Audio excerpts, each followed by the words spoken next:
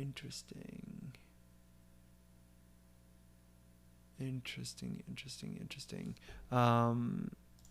Sin. Can I parse an ident, I wonder? Or a literal?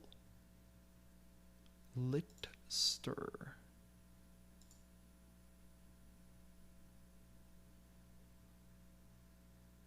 Yeah. Parse.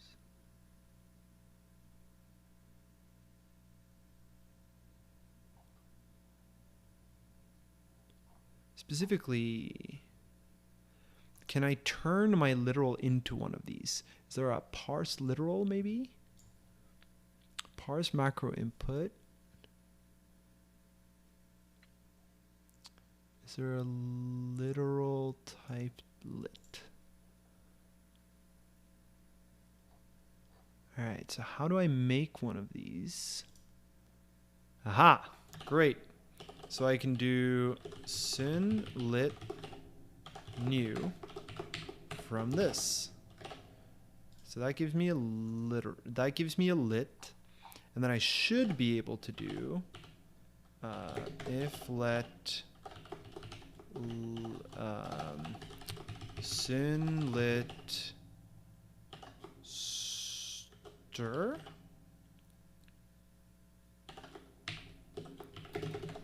Is this right? Actually, I can just do the same here, right? So if I get a sin lit stir s, then that's great. Otherwise, panic expected identifier found.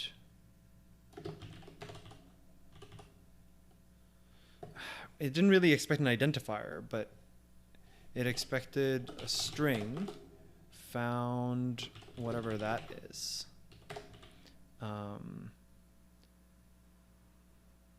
And now, right, but if I got a stir, then now presumably from a stir I can actually get the string value. Great. So now I can do s.value and s.span. Let's see how that works out. Expected literal found token tree.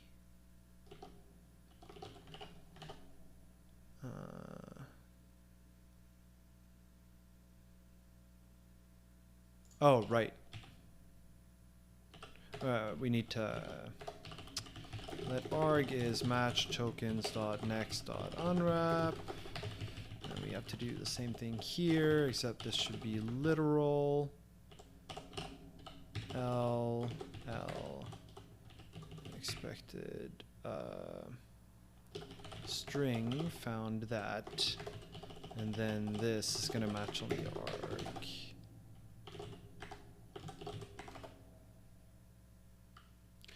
So panics are bad practice, but when you're writing procedural macros, you are specifically supposed to panic. That is the way you signal errors to the compiler. Now, I think the next exercise is basically how do you give good compiler messages from procedural macros, but it is still all about panicking. We'll see that in a bit in the next exercise. Lit cannot be formatted with the default formatter. 197. Well, then how am I supposed to use it? Debug.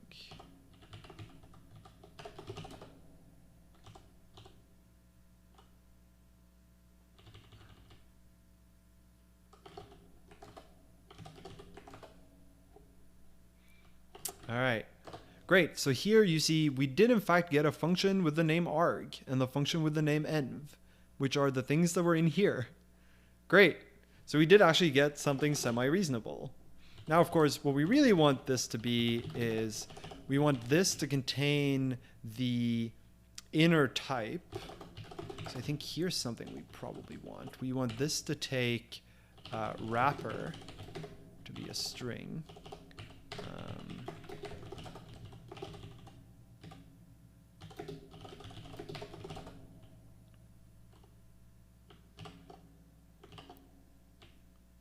So this we want to extract from option. This we want to extract from option. This we want to extract from option. However, here we want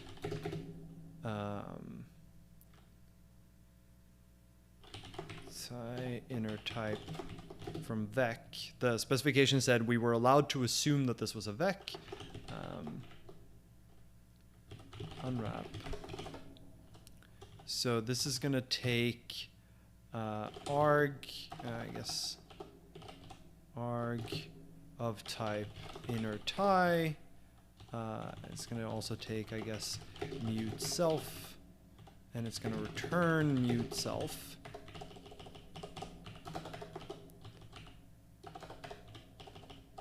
And the body here is going to be if self dot, so I guess there's still name here, right? F dot ident. If self dot name dot is none, then self dot name is some vec arg. Else, I guess we can do it the other way around. If let some ref mute args or values is self.name, then we just do values.push arg, else this, and then return self. See what that expands to. Expected lifetime parameter. Really? Fine. This string is not a part of the return type, so it's just tied this way. And now what does it expand to? You can't do anything without using unsafe? That's not true. There is no unsafety in this code. There's in fact no unsafety in most of the code I write. So that's just not true. Okay, so what does this generate to? Arg is, if self.args is sum, then we push. Otherwise, yeah, so this is what the vec macro actually desugars to. Great. Does that pass though? That's the real question. This theme is called Groovebox. I recently switched to it. It's pretty neat. Pretty happy with it. Duplicate definitions with name env. Oh, that's sneaky. So this one, the name of the builder method and the name of the field are the same. So we actually don't want to generate a... for anything that has a builder, we specifically don't want to generate the standard one. It's a little awkward. Like, the question is basically for args, should it be possible to specify all the arguments at once?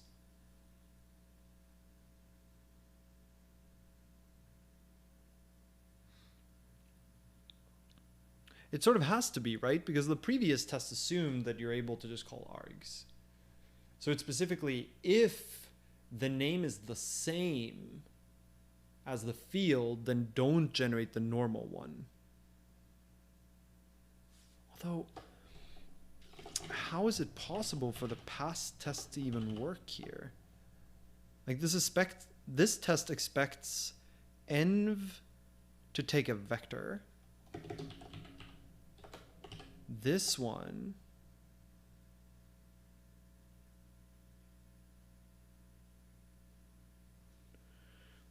expects Well, this one doesn't actually expect anything. Oh, that's super weird. I don't actually know what this wants me to generate.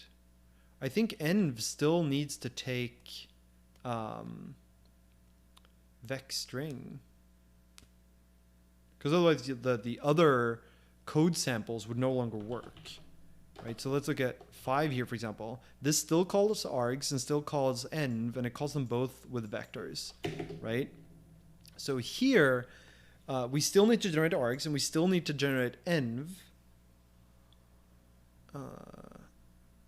Actually, that's not true. I guess using this could imply that you don't want the default one.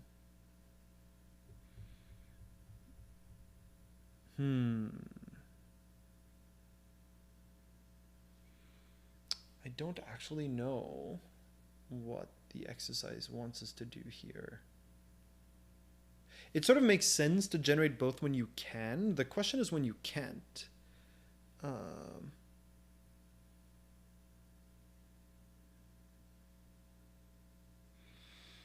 I think when you can't, you don't generate the vector version, because the user has explicitly said they want this one. So that's going to be a little awkward for us, because it means that if you generate an extended method and the name of the extended method is the same as the name of the field, then don't generate the normal method.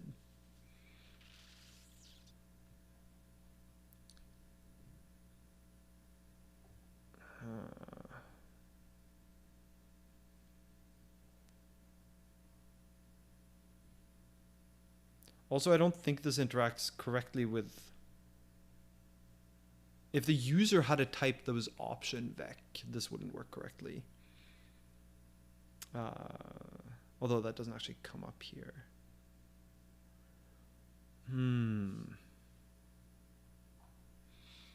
How do we want to do this?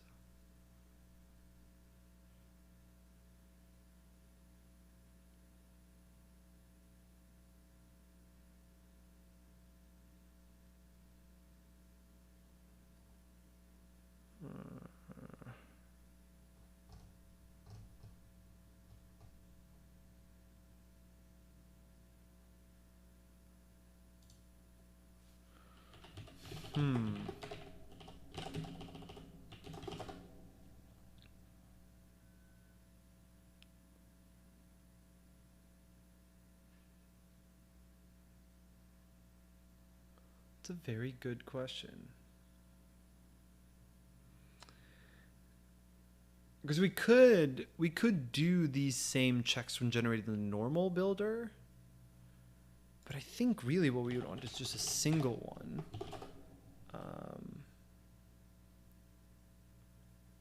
And then let mute made, I guess, avoid conflict is false. And then down here we want to say if arg is equal to f.ident, then avoid conflict is true, and then we'll just generate this.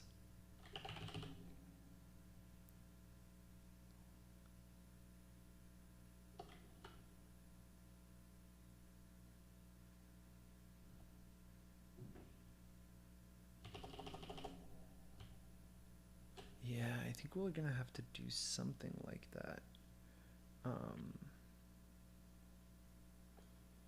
We're gonna have to tidy it up more than this though. Extended method takes an f, which is a field, and generates an option token stream.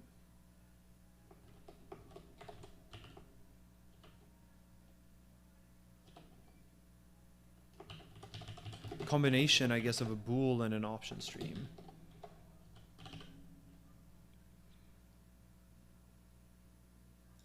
So this would be instead of this, this would say method equals this, and then return some, and if arg is equal to f.ident, then it conflicts. Because now methods, this can also be, this doesn't rely on anything outside, so this can go down here.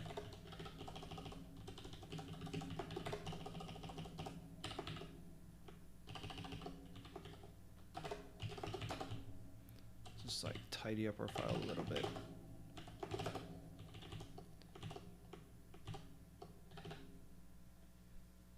So really what we want to do here is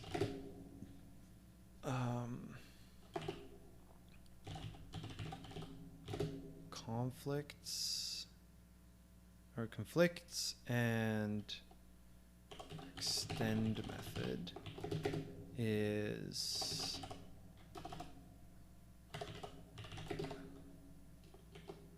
extended method of f.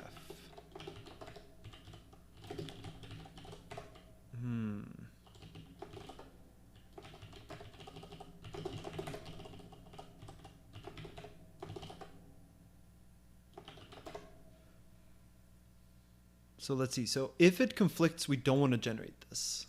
Although, I mean, we can generate it regardless, right? So method is this.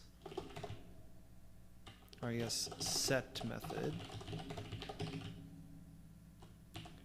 And then we can do here, match on that.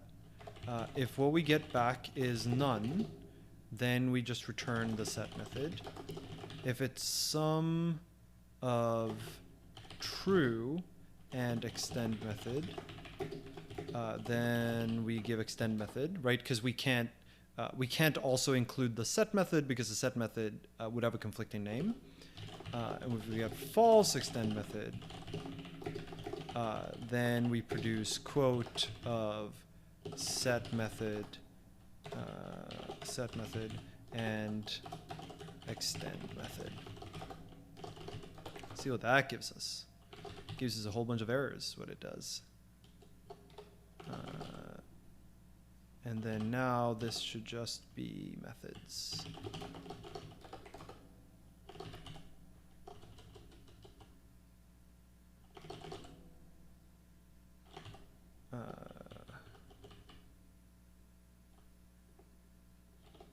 Oh, I see. Into.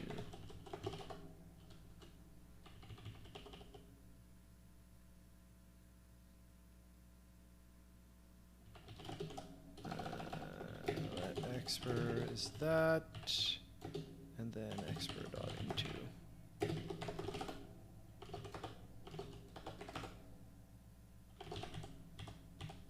It's a bunch of errors.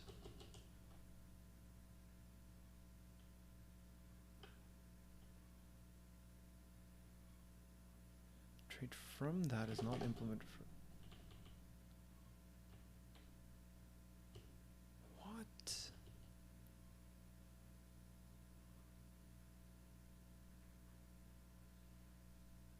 Something's very funky here.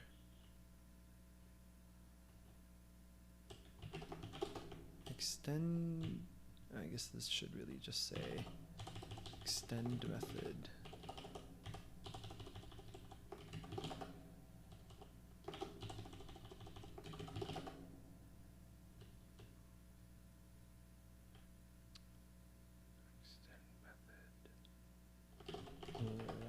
This is getting weird.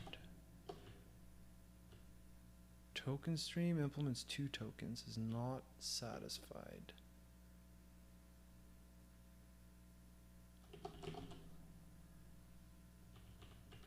I guess one question is, we don't really need to do the into down here. That's mostly just causing us pain.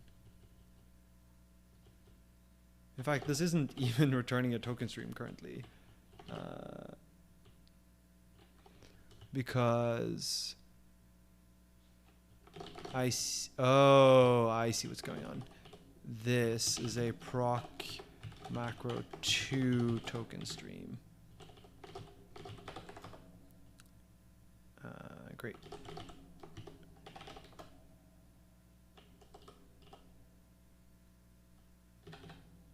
Arg and fident.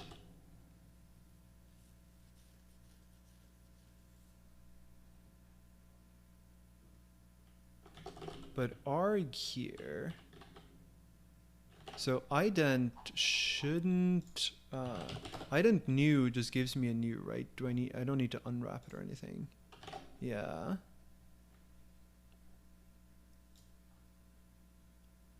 And f.ident, if I have a field. Oh, I see. Could the field's ident be, okay, I see. So this really should be unwrap. And this should say name.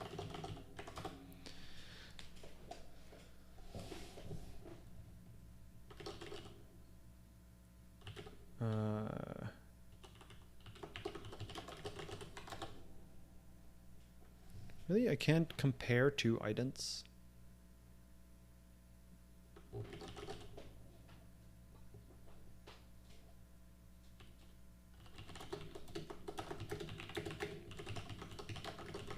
Am I just confused about what?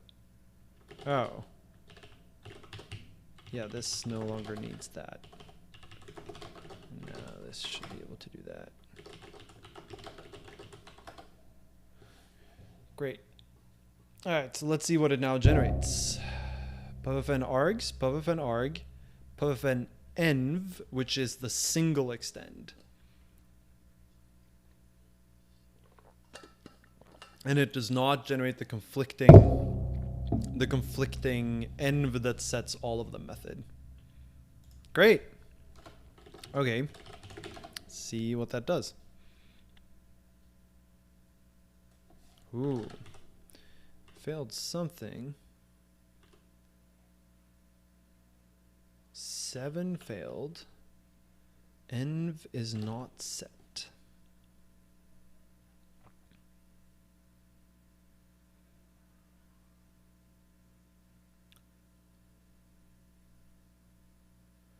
Oh, they want us to not even make those. When they have each set, it shouldn't be turned into an option either.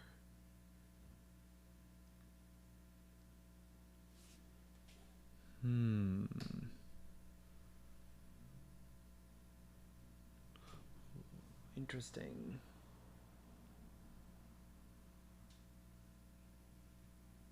So the example to consider here is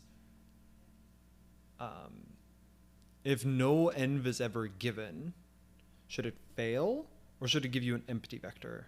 In all the previous examples, it gave you an empty vector. So it seems like 7 is a little bit underspecified. Assume that fields have the type vec. In order for compiler to know.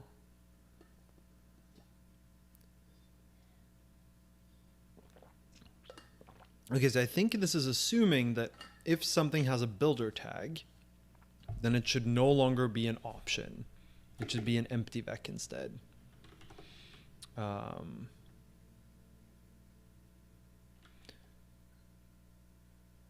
Which I think means that what we want here is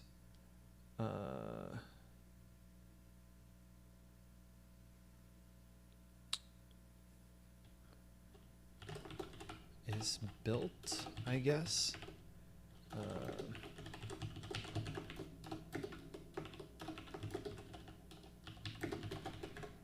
And that's going to be something like f dot adders.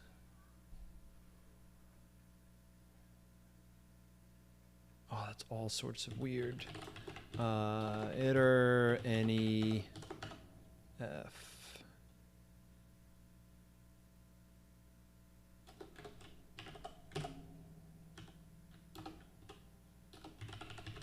builder of, which returns you an option.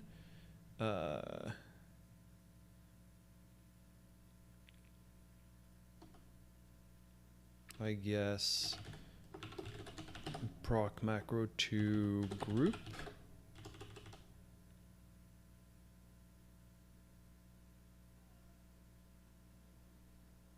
Yep. So this is going to be these. Then return some G. Otherwise, give me none. So now this should be let G is builder of F.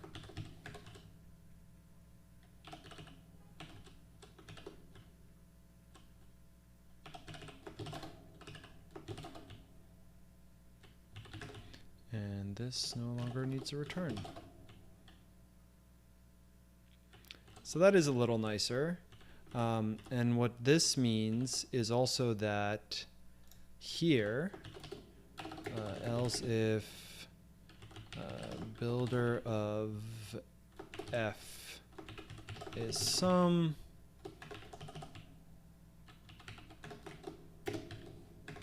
then we also just want to do that.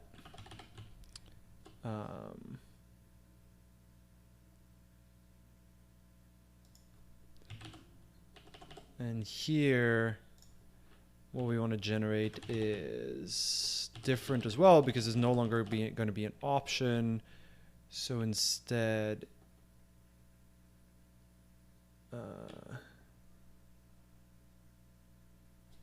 this is just going to take name, right? So if a vector is given in, it should just set the vector equal because the vector does not have a type wrapper.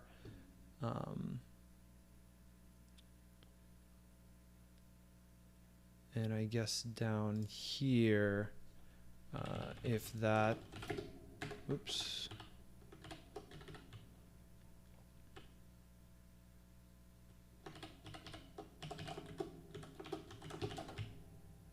And I guess these are the same.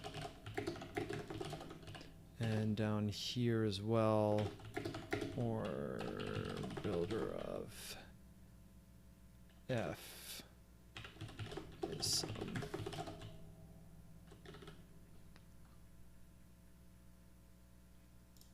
And here,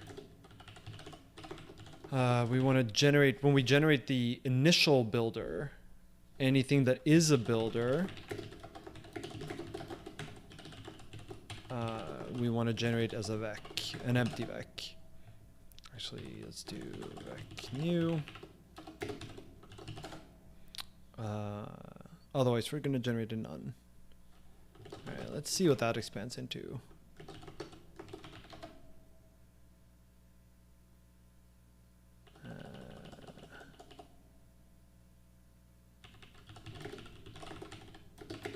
Inner type vec type unwrap. So now in the builder, args and env are both just vectors. They're not options anymore. When we create a new one, they're just created as vectors. When you call build, AL does. When you call build, they're just cloned. They're not required to be sum. That's weird too. I guess, sure. And for args, nope, args should take a vec string. So that is wrong. This should take the type.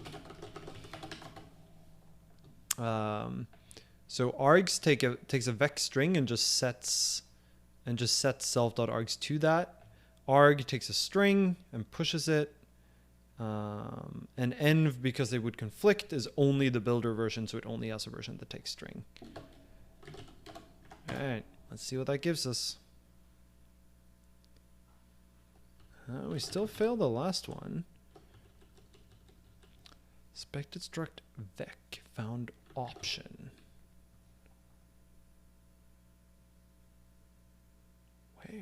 Oh, right. The code we generate for the extended method here should now always just do self.name.push. Because it's now no longer an option. Right? So notice how previously the code for adding just one of these things for an extendable attribute would like do a sum match on self.the field. But in reality, because they're now no longer options, it should really just do the push. Let's see.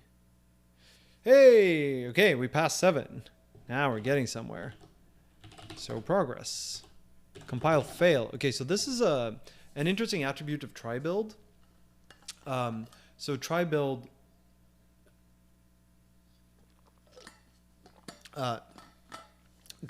also lets you write tests that are not supposed to compile, basically so that you can check the output of your compiler. So you want it to provide helpful error messages. And so this is probably going to just fail, but let's try to run it and see what happens. In fact, let's just speed this up a little by commenting these out for now and see what it gives us.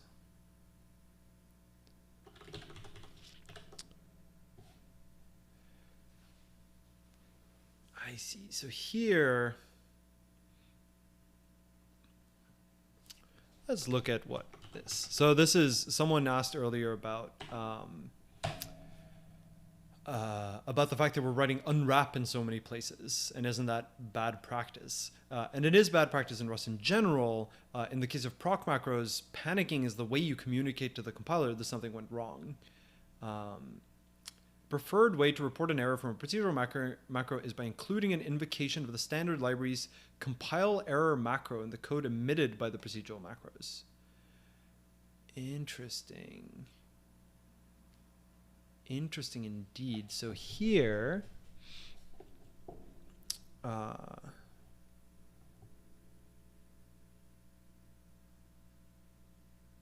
right, so here the problem is this is missing an H. So let's look at syn error.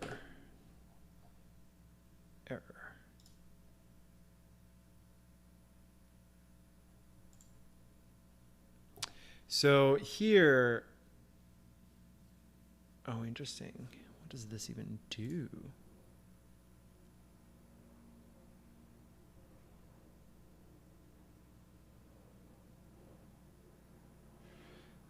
Interesting. Okay, so we probably want to generate a new one of these. What's the difference between new spend?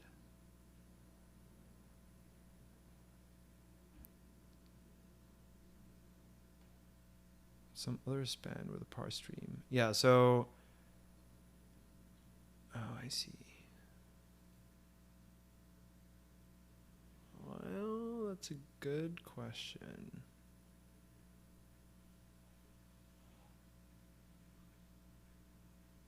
Yeah, we don't actually have a parse stream, although it could totally be that we could. But at this point, remember what we get from the token stream is like ident equals literal. As I don't think there's any point in parsing that directly with syn. So instead, let's just generate the message manually, which would be by doing, so this is up for the each, right? So here, instead of asserting that it's equal to each, it's like if I not equal to each, then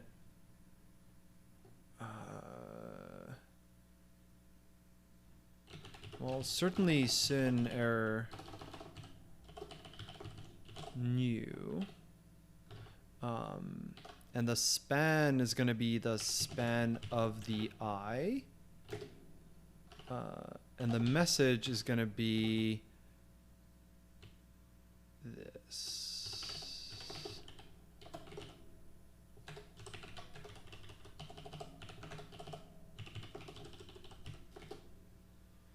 the real question is, what do we do with this error? Like,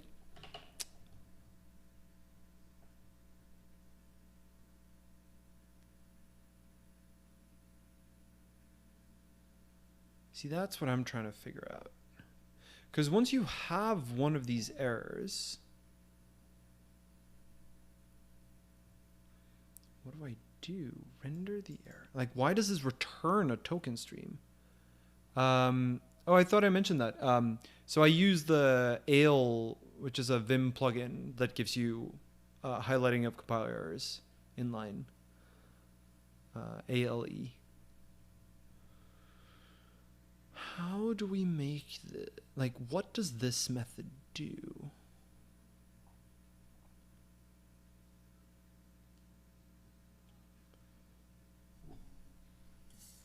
Oh, I see. It generates a compile error statement.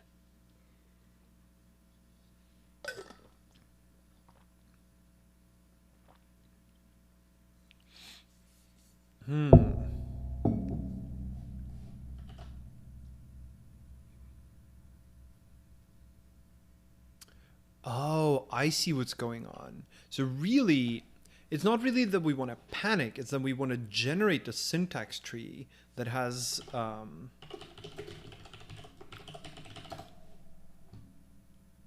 so there's a macro in Rust that's compile error that lets you emit a compile error at a particular point.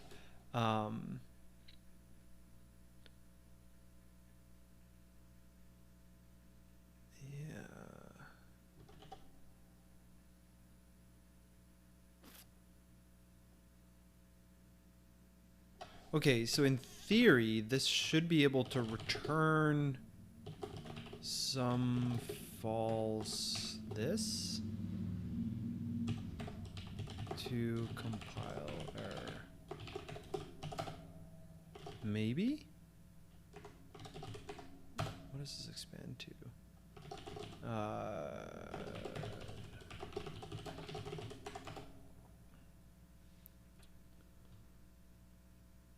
And then let's, so 08, no, 08.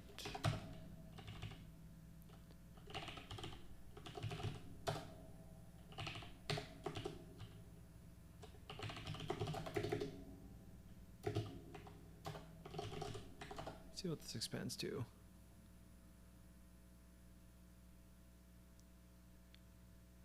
Yeah. See, so here we now get so now we get what we wanted, and the highlighting, because we take the span from the right place, gives us in theory the right error message. So really what happened here is what we produced was when we tried to generate the method for this line, like when we're trying to generate the output, what we instead generated was an invocation of the compile error macro, which caused it to produce this error up here. I don't know if that's what I wanted, but in theory it might be. So what do we see here?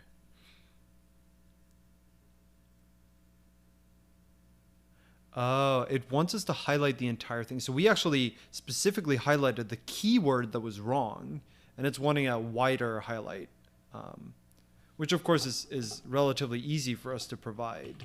So instead of this being the I span, we're going to make it the G dot span.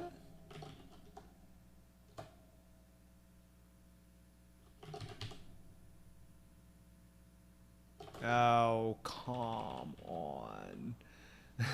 Our builder off is too helpful. Oh, that's fine. We can just have this be f dot adders 0 dot span. That's me just sort of bullshit guessing, but so what does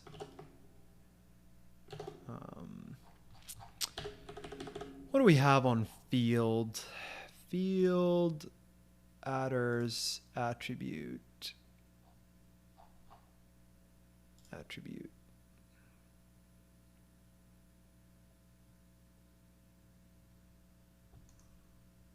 Huh.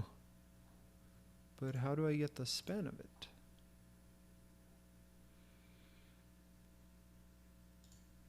Why can't I get the span of this attribute?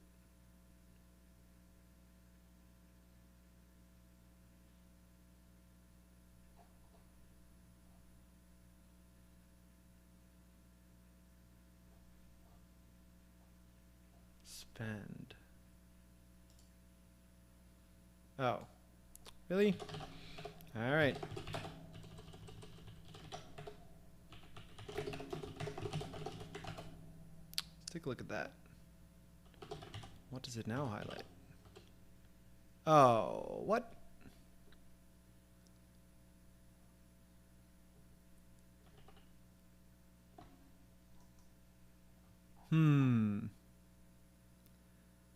That doesn't seem right. That should not be the span of this attribute. So, I mean, what it wants us to highlight is everything between the square brackets. And it seems like we can only really get the spans for this, or the span for the attribute is just this for some reason. So maybe what we need to do is generate...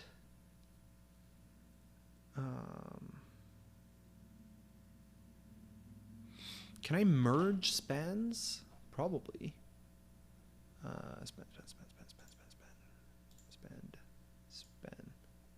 Span. Join.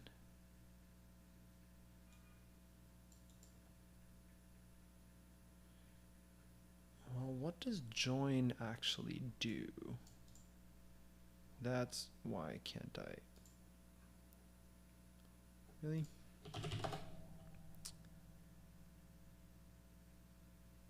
Of a group. Oh, wait. Span. Give me back to sin. So on a span,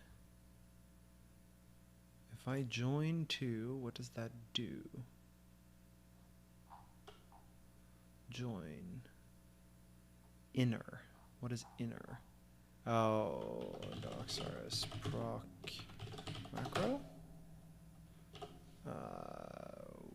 Where's the real proc macro? Here. Does this have a span? Great. What does span join do? Join. Okay, what does it do? Self.0. Thanks. Span contains a bridge client span. That's very unhelpful. I basically want to know, if I join two spans, what do I produce? Is it like disjoint parts, or do they get combined?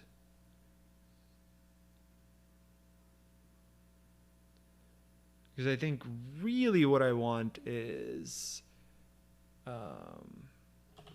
I want to sort of, what happens if I join this with I.span, for example? Like, this won't produce anything particularly useful, but... Oh, you need to opt in.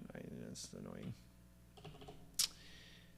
The real oddity here is that the span of this attribute is not the span of the attribute, right?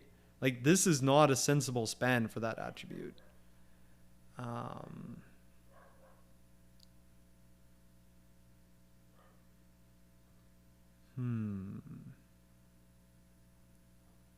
It might be that the easier part here is actually to... so basically to do what builder of does.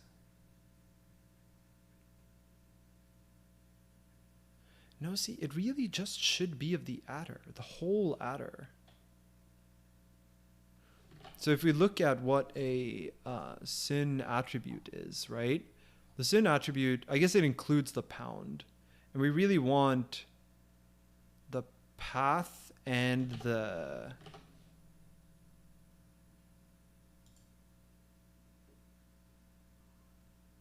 Like, does this implement spend? No. Oh, it does. Okay.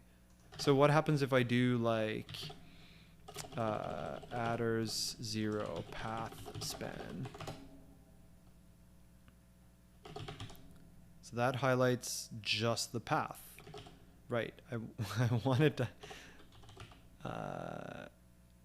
and if I join it with f adders 0 TTS span,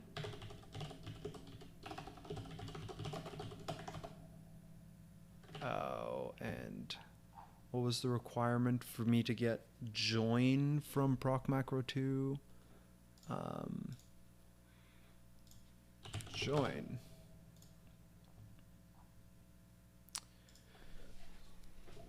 Semver exempt and not exposed by default. Can I create a new span though? Like basically, how do I extend a span?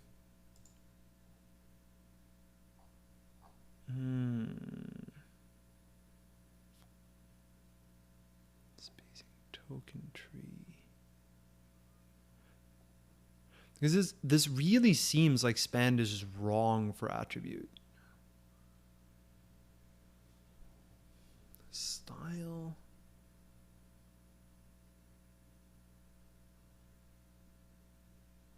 Oh. What's the style though? And it doesn't implement span, so it doesn't matter.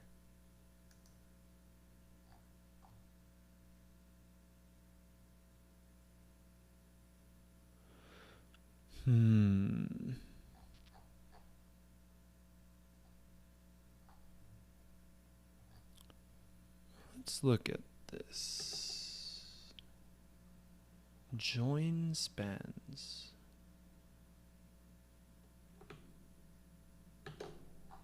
Okay. Join spans. Is that a method that I get?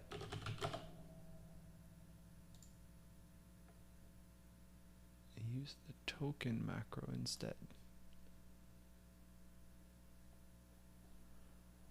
No, it doesn't really help me either.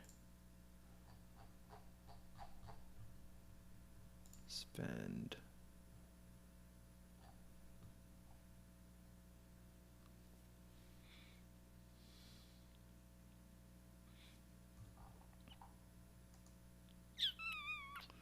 How do I make my own span?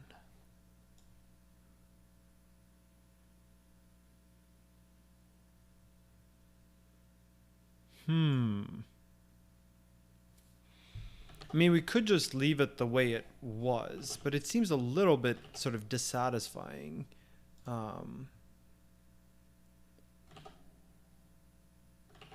Oh, actually, maybe this is a bug here. Because the token stream, like the span implementation for attribute is that it joins the spans of the attribute's token stream.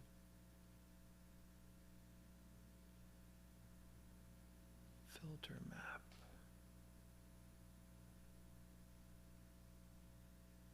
Span call size. Oh.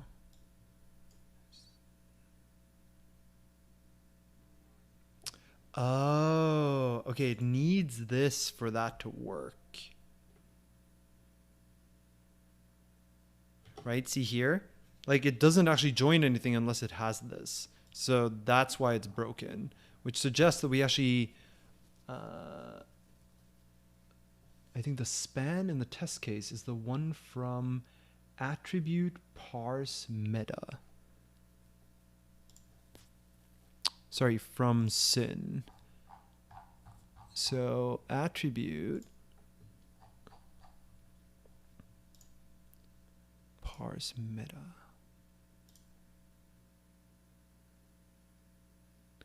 Oh, I see what you've done. Okay, so what we did here previously is we sort of manually parse the stream inside of the attributes.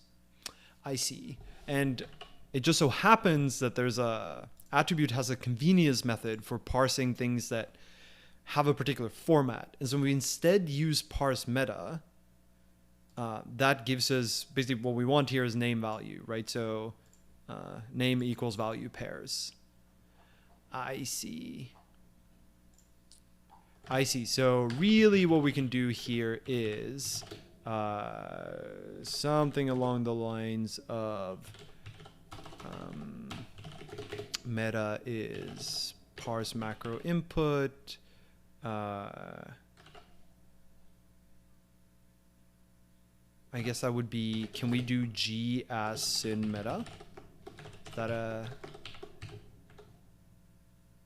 that well defined?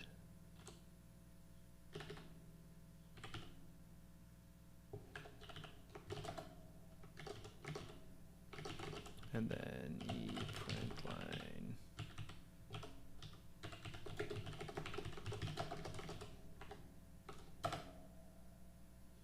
Did not like that. Although into token stream. Is that something I can use here? Oh, that's not an expression, is it? Oh, sorry, this can just be, this is just the attribute itself. So rather than do all of this business, this is going to return an optional, I guess, syn attribute, and then return adder.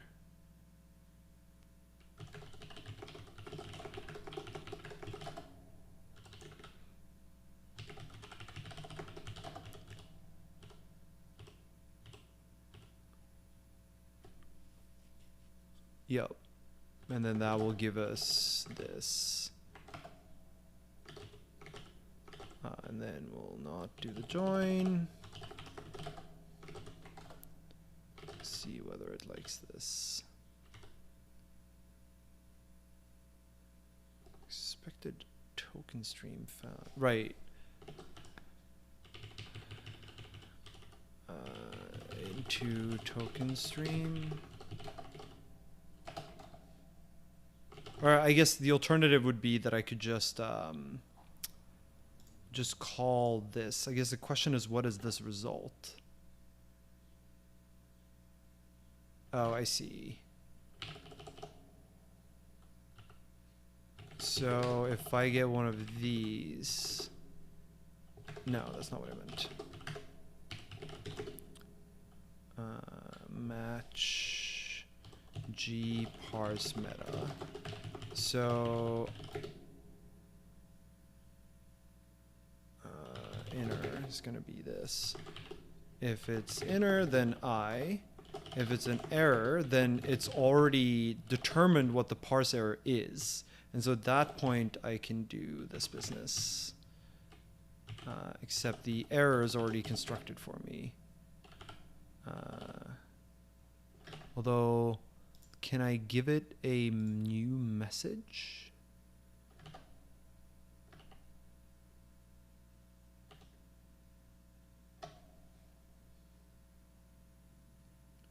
I see, that's as if it fails to parse. So this can still just be E, and then we might need this for later. And this is not going to be used. And now the question is, what is this business? So this gives me attribute parse meta, gives me a meta. And if let syn meta name value. Actually, let's just do meta name value then we're gonna do some stuff. Actually, then we're just gonna return NV. If we get some other meta, then we're gonna have to figure out what to do. I haven't decided that quite yet.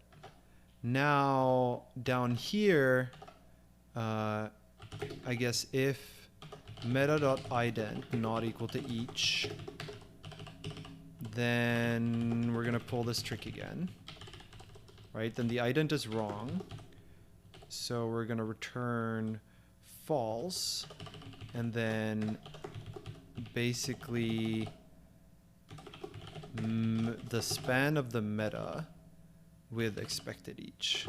Great.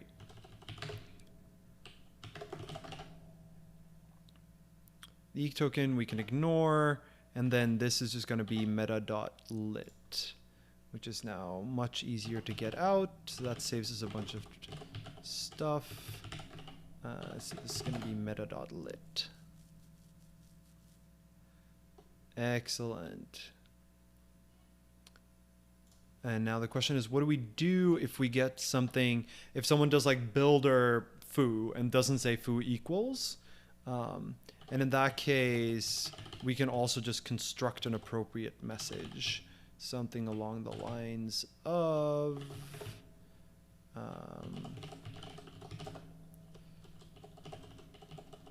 this is still meta span, and I guess that's probably fine. And now we also don't need line 6 in this business. And it doesn't like, right, this is to compile error.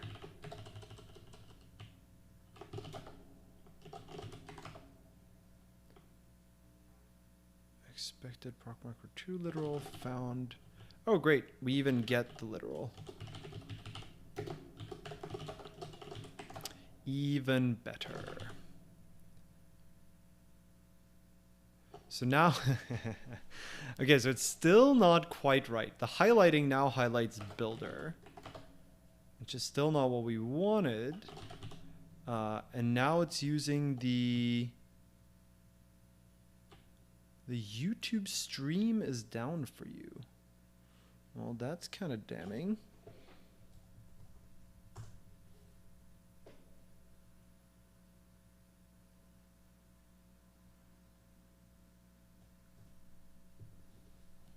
Is anyone on YouTube and able to confirm whether or not you can see the stream? I guess I can check here too. YouTube as a whole is having a massive outage. Great. Well, I guess go to Twitch. I guess now there may be more people on Twitch. We'll just continue. I mean, people can always just catch up to the recorded video that's uploaded after. Okay, so we're still not getting quite the right span for... I'm assuming we're hitting this message. Oh, it's because we're already... I see.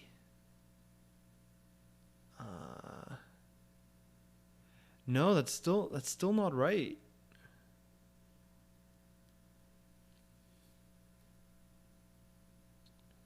So, I mean, we're presumably hitting this just to double check that I'm not going insane. I see. So it means at least you found one from the other. Expected builder. Oh. Really? We're hitting this one?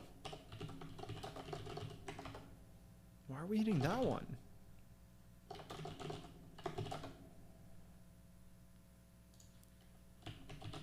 What kind of meta am I getting here?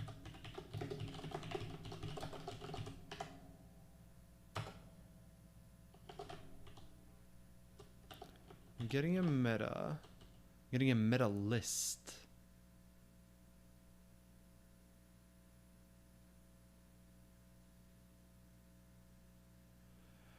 Oh, I see. Okay, fine. So this should be a list of... Fine.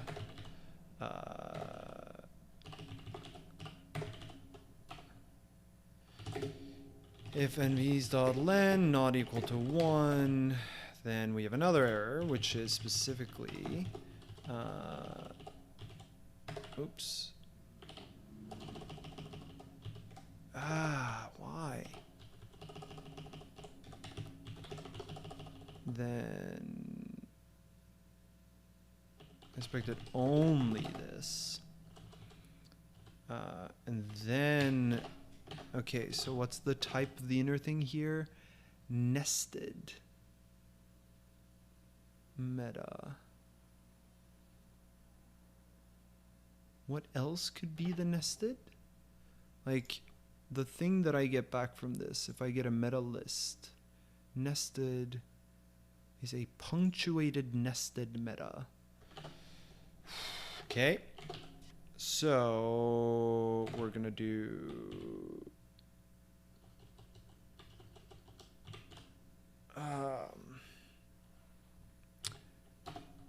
we're going to match on NVs first. And if it is a syn nested meta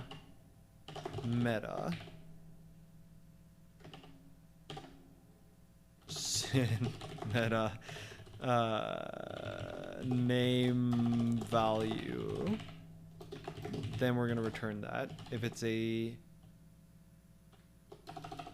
any other kind of meta, then we're going to return basically the same thing here. We're going to return this error in a lot of places, so arguably we can make this nicer. Meta.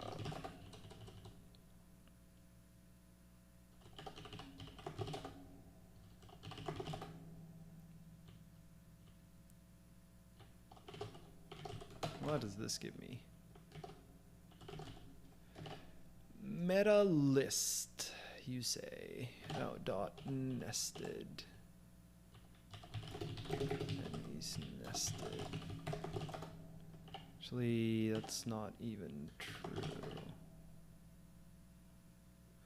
Why does a meta list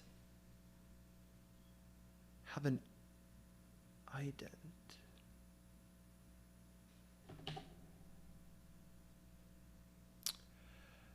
Oh.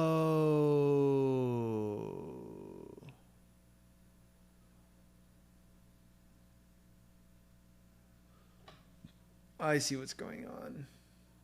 The list is, oh. Okay, so the list that it's naming here is if you look at this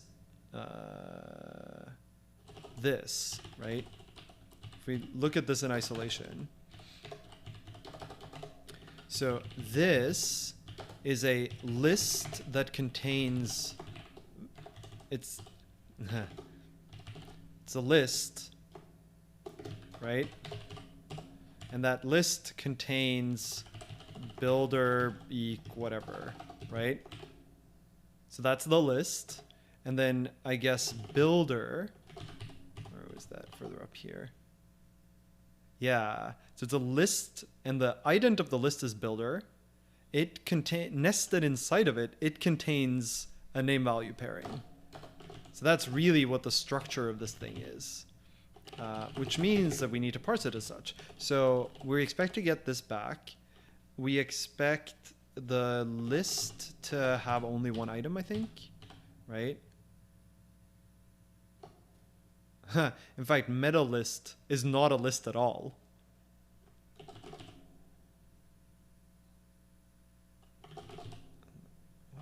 So a list, what is it? Okay, a list contains a meta list. And a meta list is not a list. Oh, I see. Nested is a list. I see. Oh, I see. So really the reason this is coming across is you might actually have someone write the following.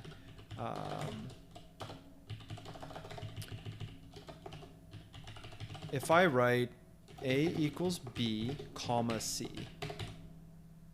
So this is a list whose identifier is builder, where the first thing is a name value and the second thing is a is a literal. Well, it might be a meta word actually. I see. So that's why that can be that way.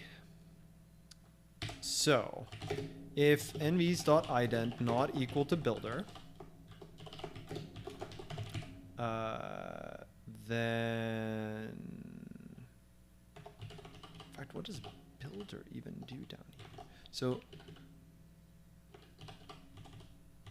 our builder of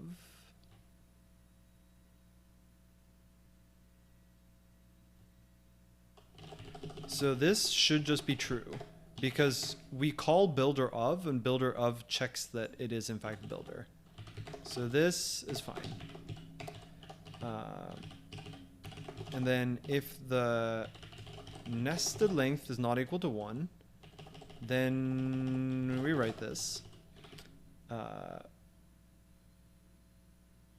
And then if the first thing is not a name value,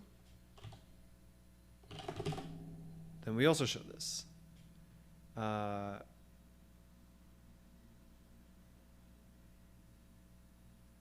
And that span should have the meta, which is not including builder. This span should have including builder.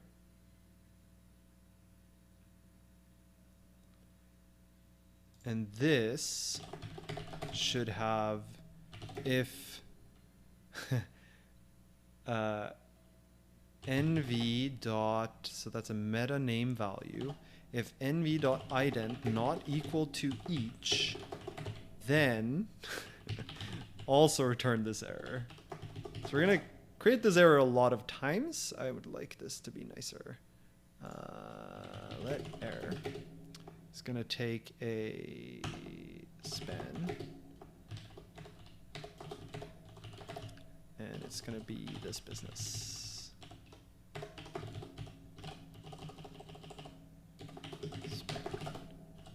Great. So now this can be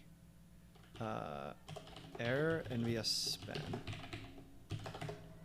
That is so much nicer. This can be the same.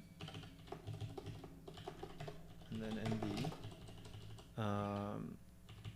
This is error meta span.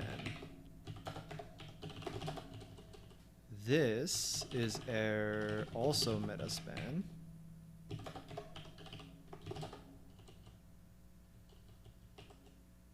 And this no longer needs to happen because that's, oops, because that's already happening outside. Whew. All right, let's see how that expands.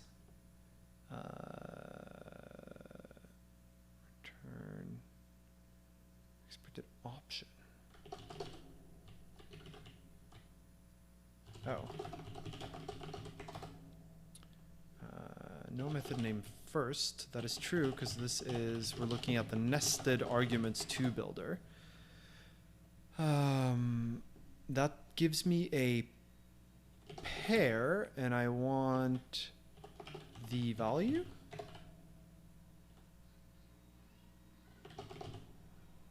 In fact, this we need to unwrap.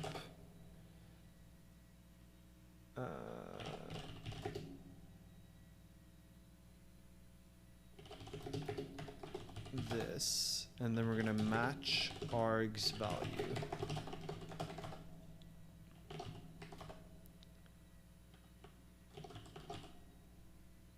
And this is yelling at me because what exactly?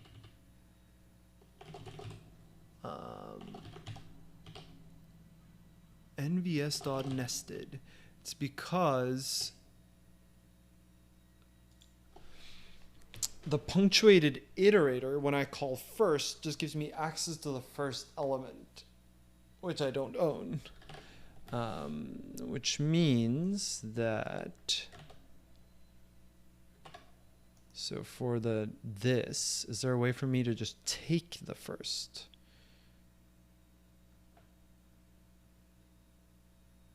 pop. Sure. NVS nested pop. Unwrap because we know the length is 1. That gives me a pair. And then probably something like into value. Great. Into value.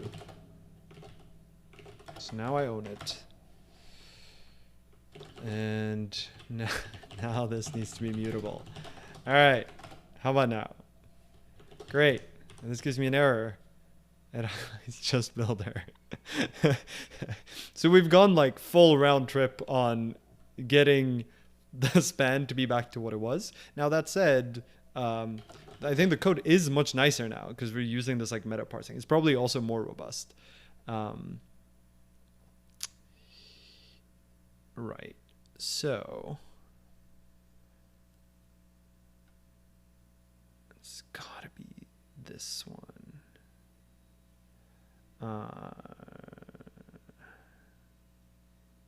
I guess, no, it's not that one. It's this one. So this, we're saying, should really have the span of...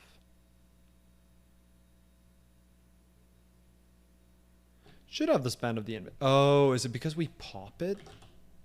So if I do NVS span, and then down here, do this, like, does that help at all?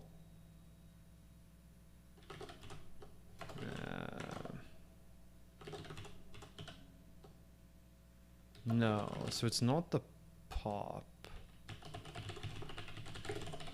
Good old-fashioned debugging. Yeah, okay, so it is failing there. It's just that this span... So this span contains just the ident.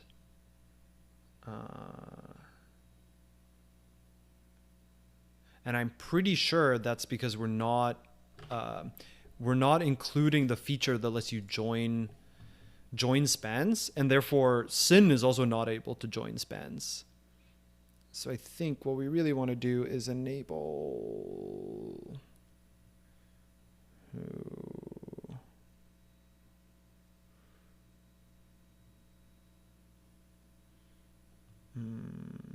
actually, let's take a look at the cargo toml for this crate and see how we might get at...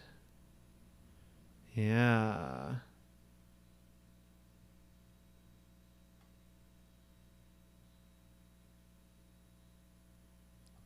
Because specifically, I think what we want is we want from the proc macro 2 crate, I think we want this feature. So the question is, how do we do that? We want to concurrently only underline one token. Oh, I see. So I can't use this. I need to use new span. And what does new span do? Error. Sorry, for those not watching the chat, David, who wrote these assignments, is actually in chat and is pointing at all the things I'm doing wrong. Oh, I see.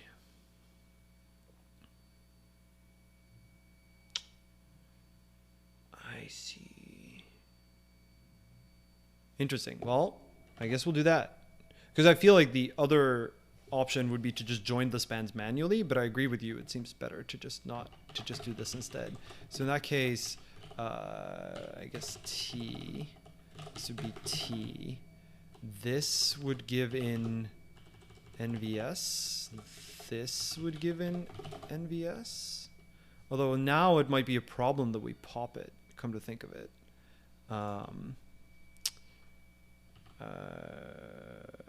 This should give in meta. So I guess in these cases, we really just want to give in the full token tree. That's going to complain somewhere. Meta list. Oh, I see. And so now this, I guess, has to be one of these.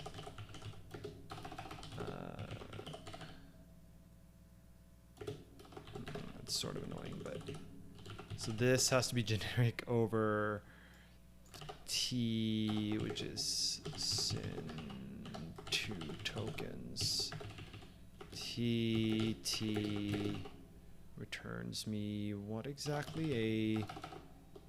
One of these.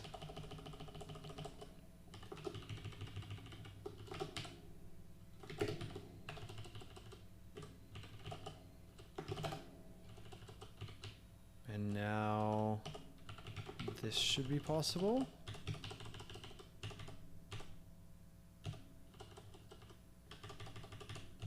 Right, yeah, so we can't use error new because you can't join spans as a span.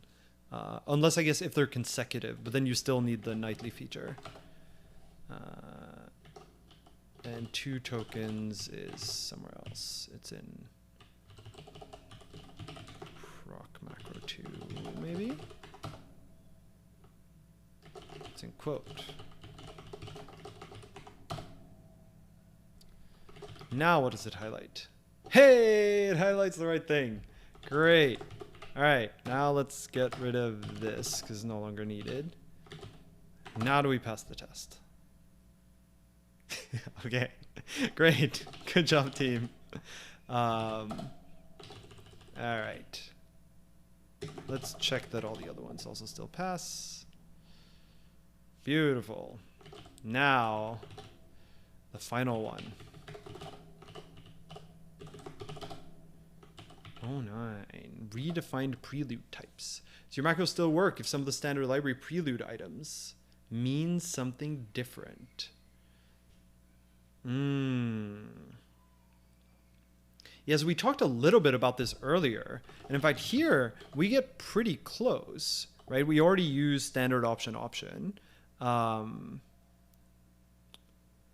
We would still fail on this assumption, I guess. And these would fail. So sum is also a part of the option type, right? So this needs to say option : sum. Just like this does. Oh man. Option sum. What else do we have down here? Those are all fine. This would have to be... Where does vec live?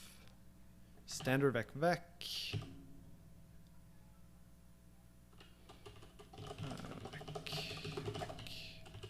This would be standard option none. This would be standard... Where does result live? Result. Where does box live? Standard boxed box. What else do we have? Mute self, these are all fine. What else is it? Try to override. Result, box, option, sum, none. Okay. This needs to be standard result. Okay. There's another question of like, what happens if here, like if they had a module called standard? And of course, this was very nice of you, David, to remove the other things that were option here. But in theory, you could totally imagine that like they then use this option type on this struct. And remember how we have this assumption that the option type is just called option, which would totally break if that weren't the case. Wait, was that the right one? Progress. That was the right one. Excellent. Do we pass all? We pass all the tests. Nice. Now, of course, there's still more things we could do with this. First of all, the code is a bit of a mess because it's all written in one, but like we did the thing. Take that, Proc Macro Workshop. Although, why does my output give so many warnings? I want to get rid of these warnings.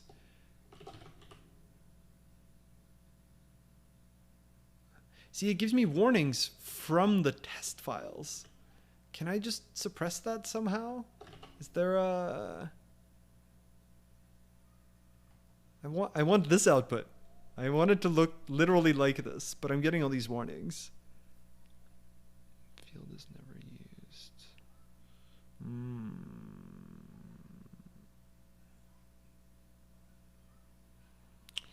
Are these the generated fields? Oh, there's something the implementation doesn't test, but that we very clearly need to do, which is... Oh no, we already marked it as pub. This should probably also be pub. Maybe you override Rust flags. Oh, I probably do. Yep. I see. So you're saying, well, I don't really want to remove that. I guess arguably it's unclear whether target CPU native makes a difference for me. I guess maybe I should just remove that at some point. Well, all right, but we do pass all the tests. So yeah, we pass all the tests there. Right, so things we might want to fix about this. Well, first of all, the code is a bit of a mess. Right, there's a lot of this like things that look almost the same but not quite. For example, like the first and last case here could probably be combined. Maybe even with this one, if you made this optional somehow. Like you could just you could set name to be quote this of name, for example, in this particular instance. So that in theory, all these three could collapse into one.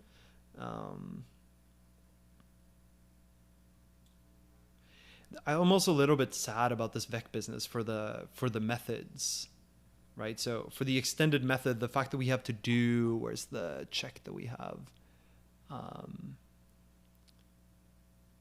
Where'd it go? Yeah, here, right? Like, don't include the set method if the extended method ends up having the same name. But I feel like these are things that you're gonna run into when you write real world macros regardless.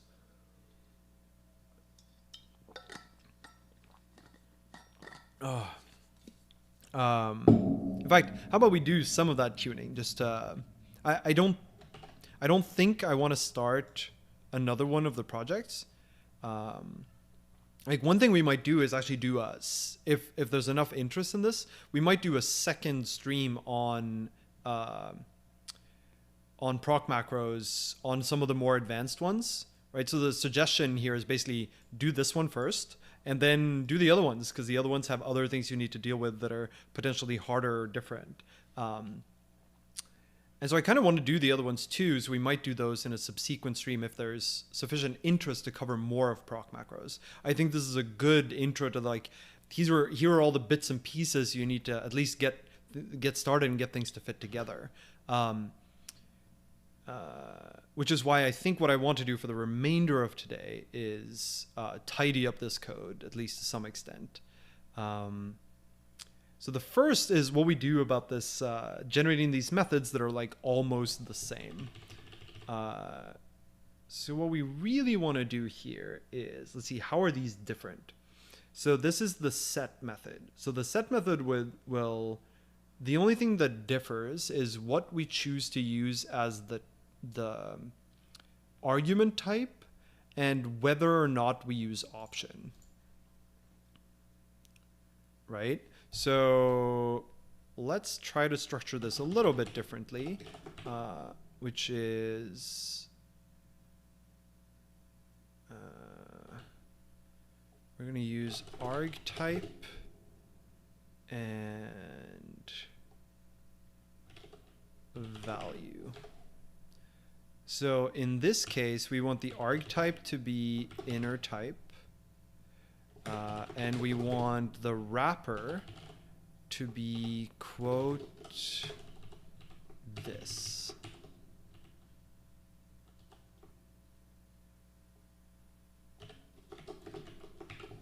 Right?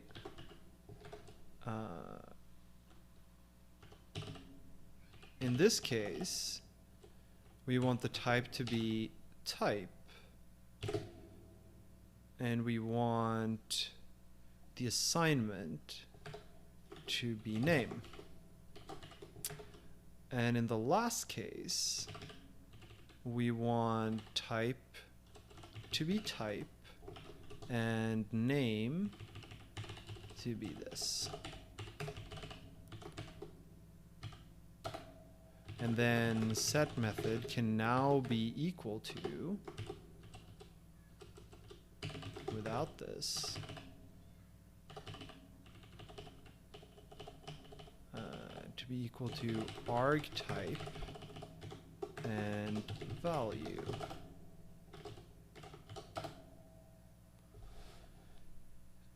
They're different, aren't they? Ooh. Oh, right. This is our...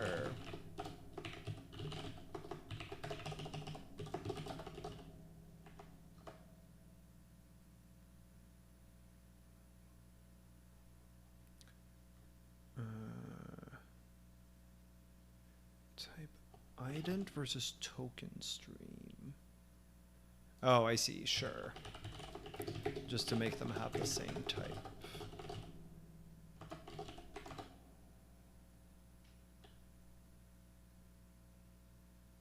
Right, so that already makes me feel a lot better.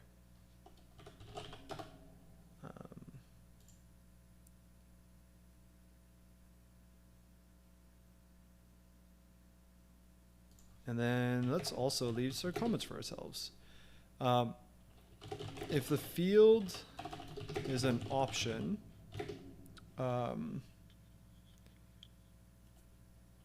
don't require...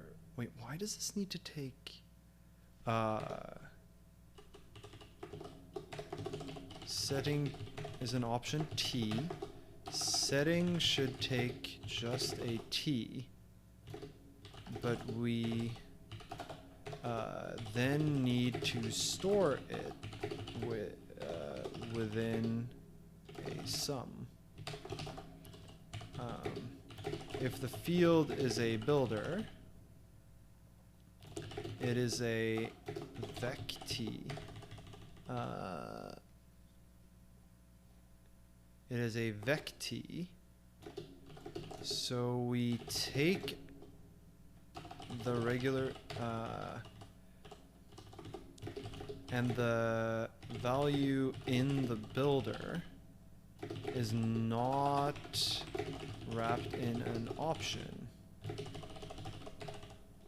So we shouldn't wrap the value in sum.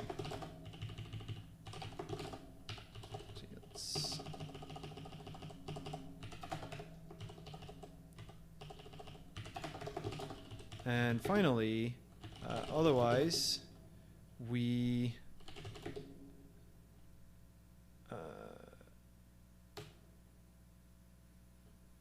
take the type used by the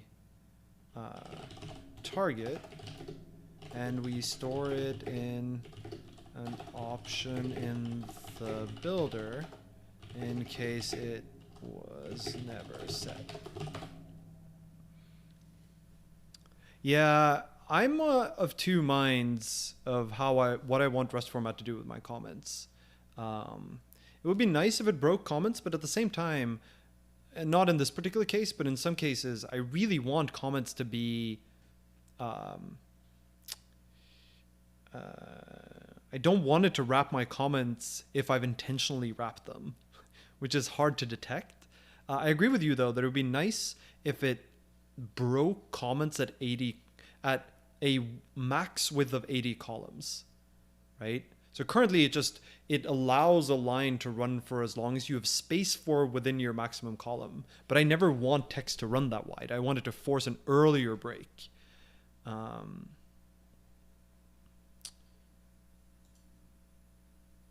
Excellent.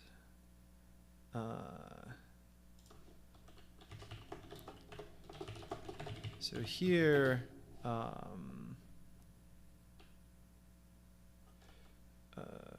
this is not a builder, so just use the regular set. Actually, let's not even do it that way. Let's say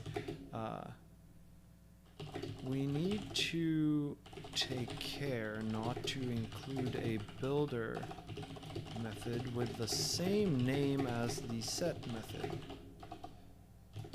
For example, consider this struct. Derive builder.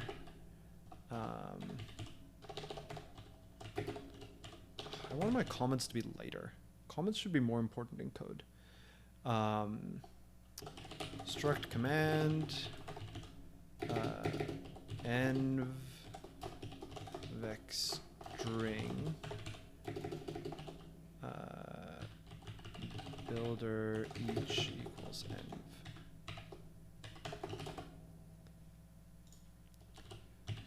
It would not be okay to generate both env vex string and env string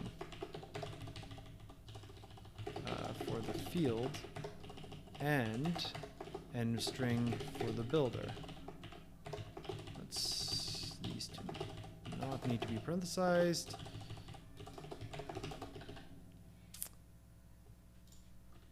To generate both. By here, I think here we're decently happy with where we're at. I mean, we could simplify this, but I'm okay with these being separate. I do sort of want some observations about what these are.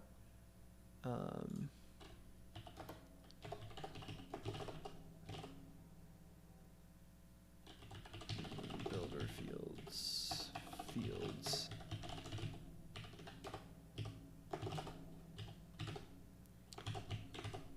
So these are the builder fields. These are the methods. These are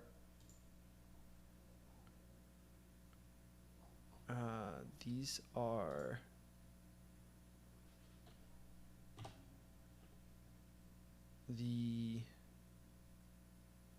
build fields.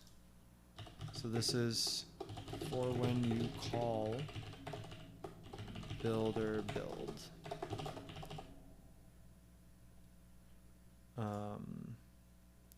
Build empty, and then I really wish I didn't have to assign this to a variable, but I guess it's okay. So the other thing that would be neat here is if the proc macro also generated comments. It's unclear that it can generate particularly useful comments here. But the one thing it can do is refer back to the original builder using the new fancy auto linking that Rustdoc supports. So in particular, this could say implement the API guidelines.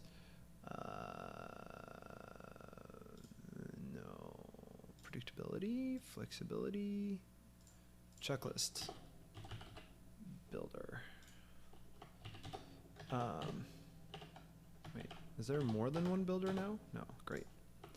So this implements the builder pattern.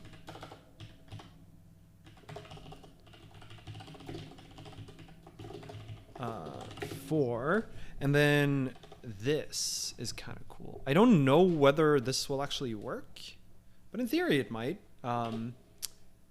We'll quote extrapolate things inside of doc comments. I guess we're about to find out. Name.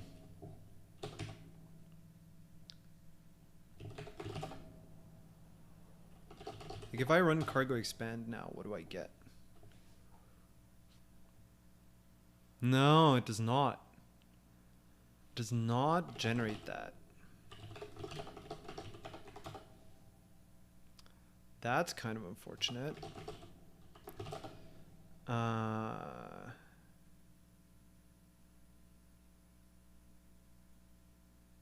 think you're meant to use doc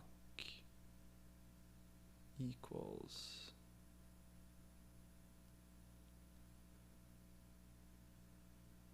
Wait, what do you mean? For what?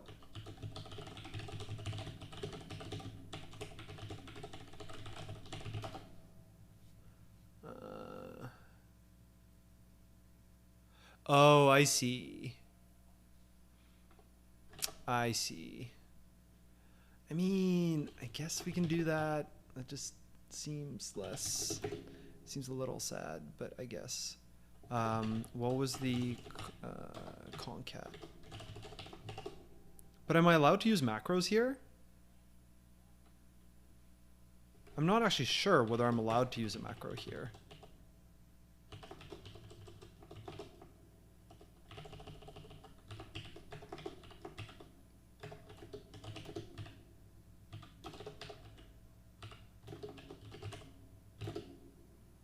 Right? Like this definitely seems weird. Am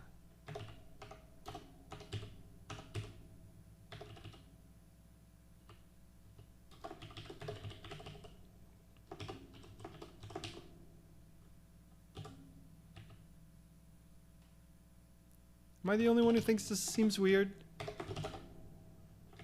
I mean, I guess we could try it, but... Produced unparsable tokens. Yeah, see, I don't think you can use macros in here. So, I don't think that helps me at all. Let's look at quote and see what it says.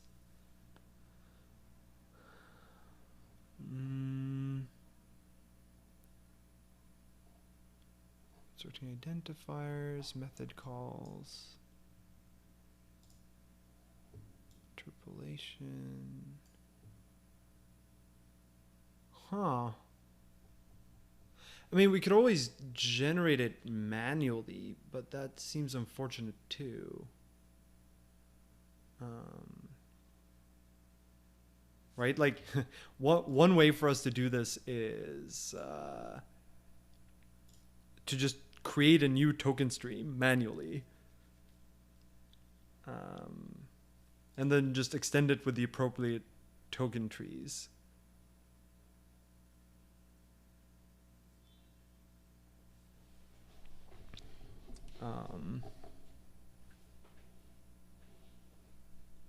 I guess one answer would be if this didn't need to do that. If, like, is this okay?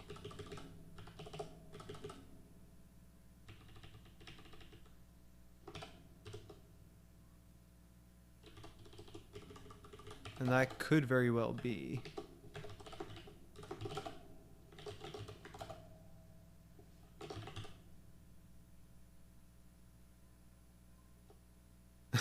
Well, that produced something kind of like what we wanted, although that doesn't seem right.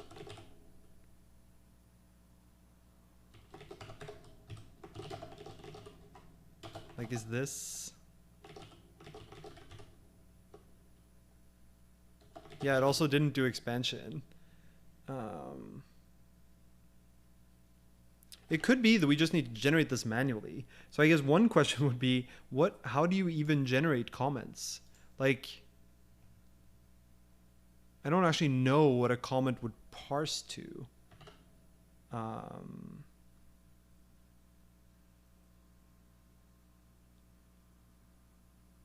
Although,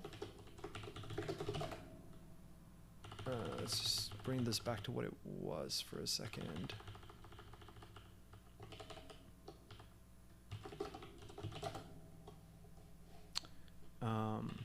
I think what we can do here is cheat a little by going up here and then doing give me the whole token stream, and then go to main and then do like hello, and have nothing in there.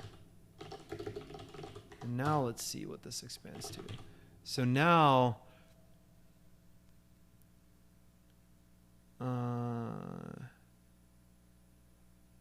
oh, that's interesting. So triple equals really does expand to pound doc.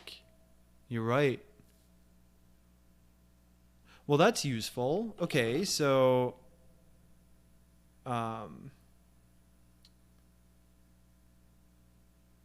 so in theory then, what we should be able to do is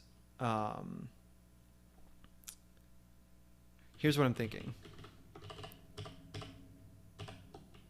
Like, I guess let doc is something along the lines of quote doc equals empty string. And then let's print out what exactly doc is. And then we just like stick doc here. Right? Does that make sense? And then we're just going to modify it in place. Oh, doc, please. All right, so that is great. And now we just modify this string to be the appropriate. I don't think doc compounds that way, but we can just generate it manually, right? So we do this, and then we do. Actually, can I even mutate a token stream?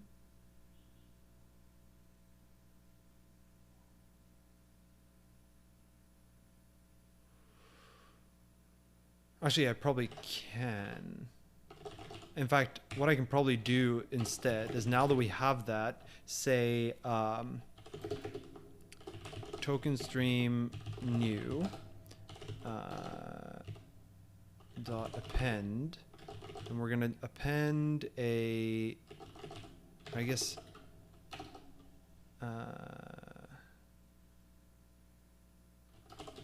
extend.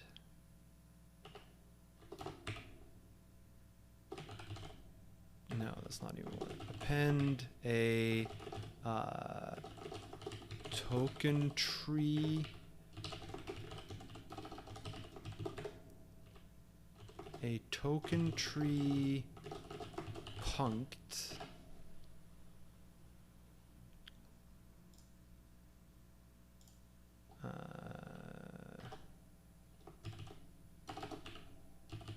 proc macro punct new pound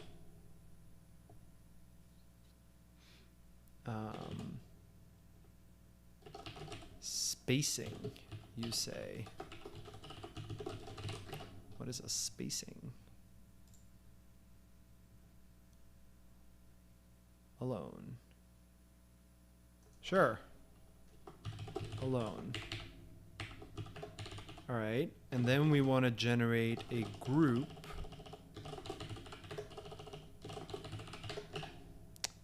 Okay. And what is a group? A group is a new delimiter is bracket.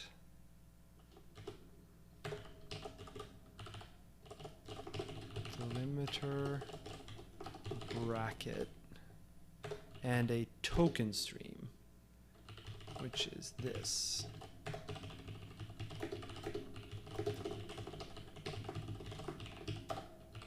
Okay, so what's an inner? It's an ident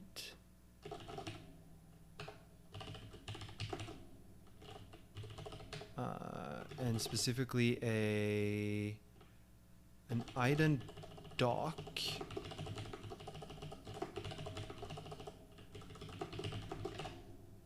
Okay, so how do I make an ident? Because now we're no longer using the din types. Can I just create like a new span? Is that a thing? I think, sure, that seems fine. Call site.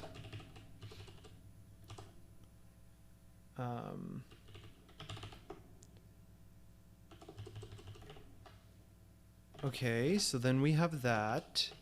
And then what we want to append next is a punct equals, it's going to be alone, and then a literal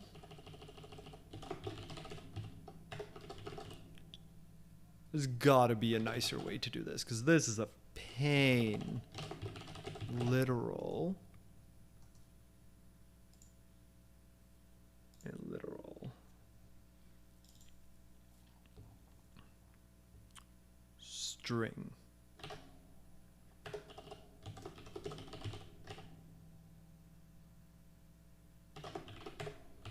And that string is going to be this.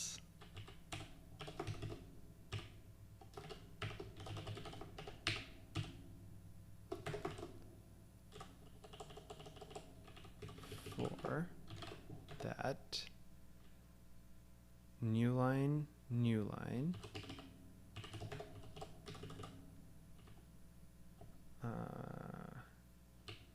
Actually, let's do this. It formats a little nicer.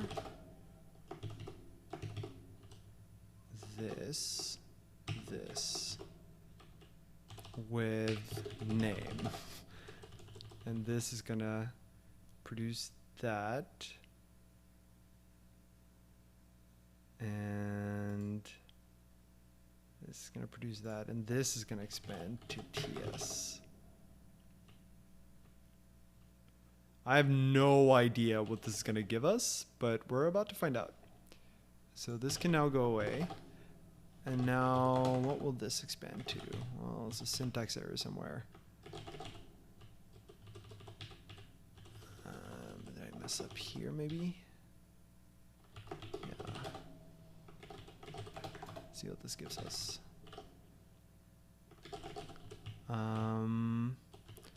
Oh, does it not take append? What do I have to do for a token stream?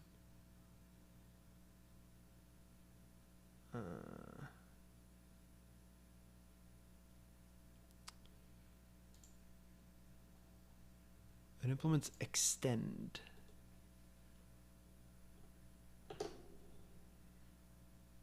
Really? So I need to do... fine. It's going to be like extend vec of these.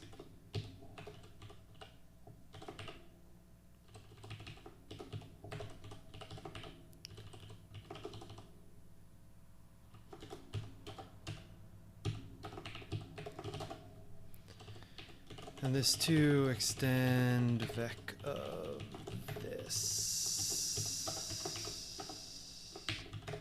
Like so. I mean, I mostly just want to see whether this could even work. 134.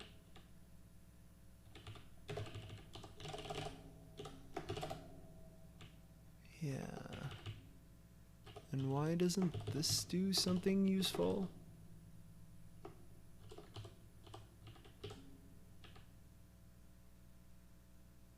Okay.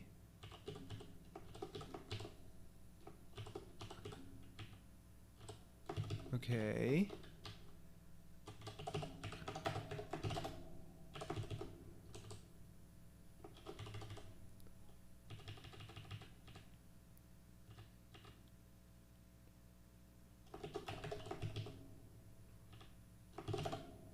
Theory, that should be all valid.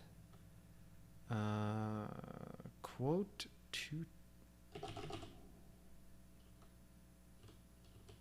Oh, I can't do that, can I? This has to be a proc macro 2 token stream. Oh, that's gonna be annoying.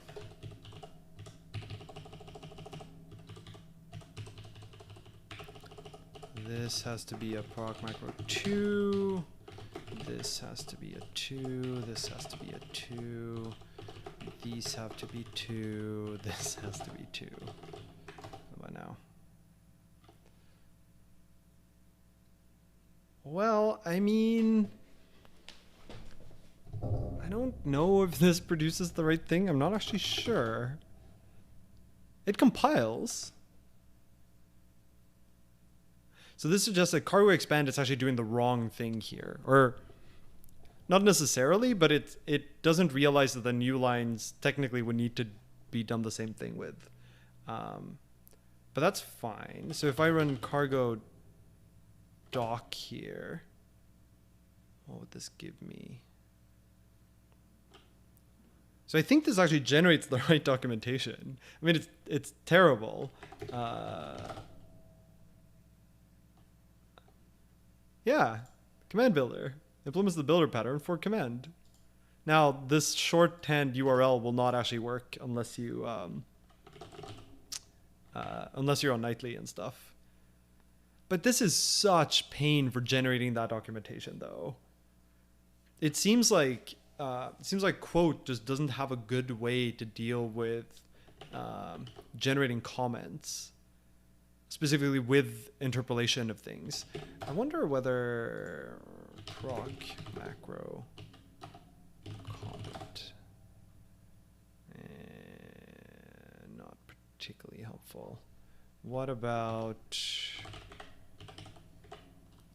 quote issues?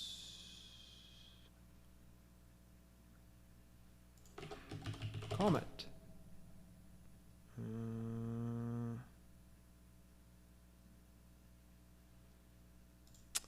Yeah, it doesn't really say.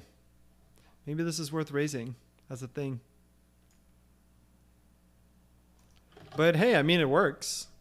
I don't know whether we want to keep it there, but you know. This ugly business generates a doc comment for builder that points to the original type. And this experience tells me that, oh, I see.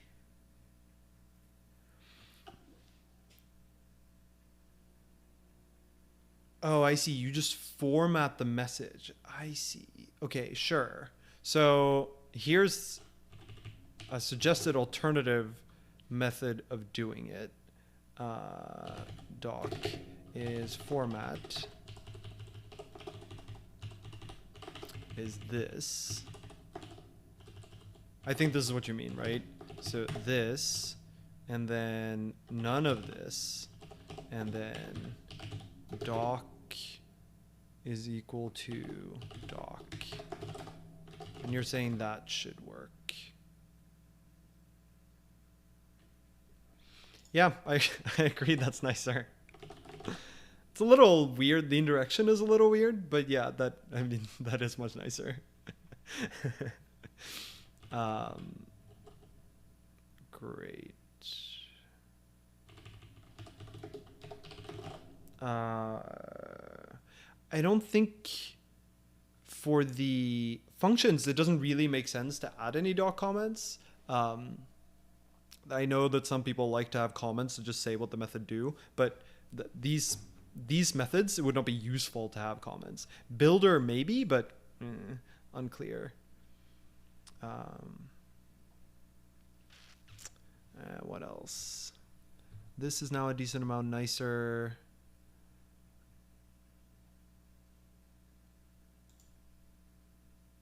What we could do here, just for our own sanity, is list here is builder each equal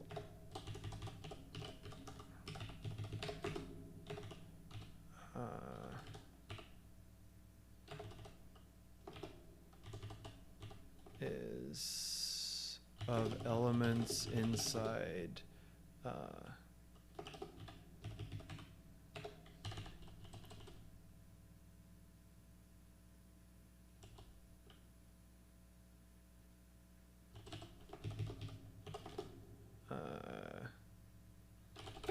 the last element was,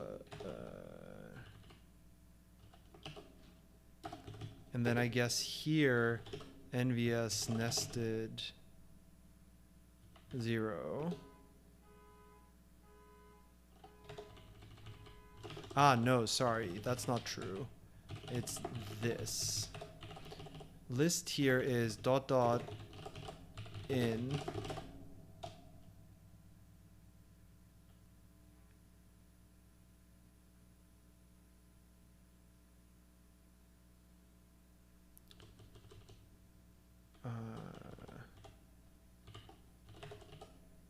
and then this is hopefully each equals foo.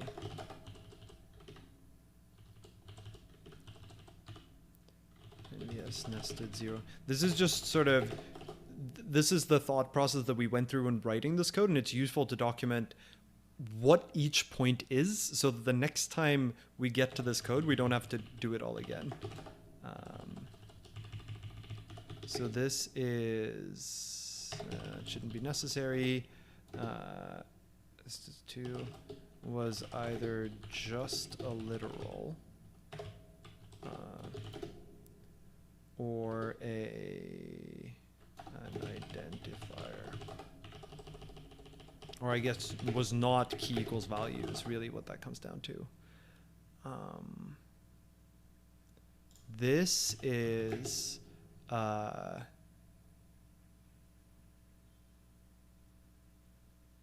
what would that even be? Like, what other metas are there?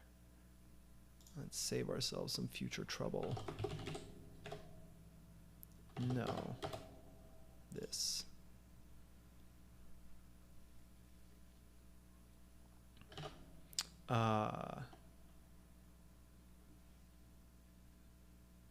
Inside of there was either just an identifier or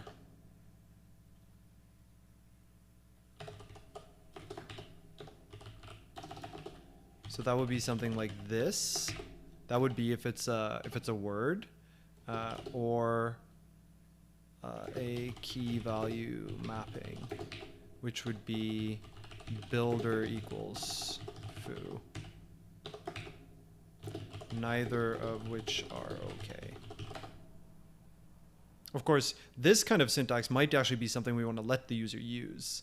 But this is more to document what each of these cases are.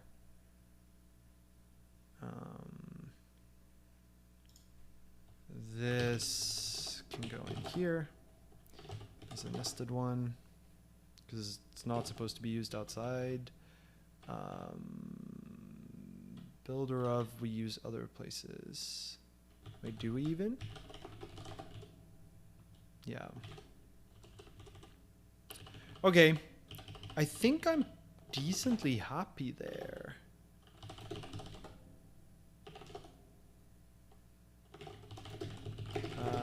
Implement derive builder.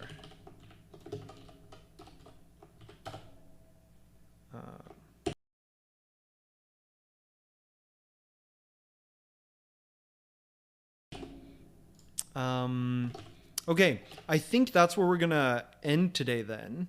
I think it's a good place to stop. What I'll do is, I think what I'll do is I'll do sort of an informal poll, probably on Twitter, although also message me if you have particular thoughts, of whether people want to see more procedural macros or whether we should consider that topic now covered and then move on to whatever the next thing would be, which currently looks like, but this one, although there are always like a bunch of shakeups in the votes after any given, after we move on from one stream. Also keep in mind that I've added a bunch of new topics here, so feel free to like vote for more things that you think are interesting. So, okay, I will upload the video, start a poll for whether people want to see more proc macros. If so, what we'll do is basically work through I mean, in theory, these will be faster now that we know what we're doing, maybe. But work through one or two of the other projects from here, from the same workshop. And otherwise, if people don't want to see any more of it, then we'll do whatever the next voted topic is. Great. Thanks for coming out. I hope this was interesting. I certainly learned a bunch. And I'll see you next stream, which will probably be in 3 weeks from now, maybe. A little unclear. I'll announce it as usual. So thanks for watching.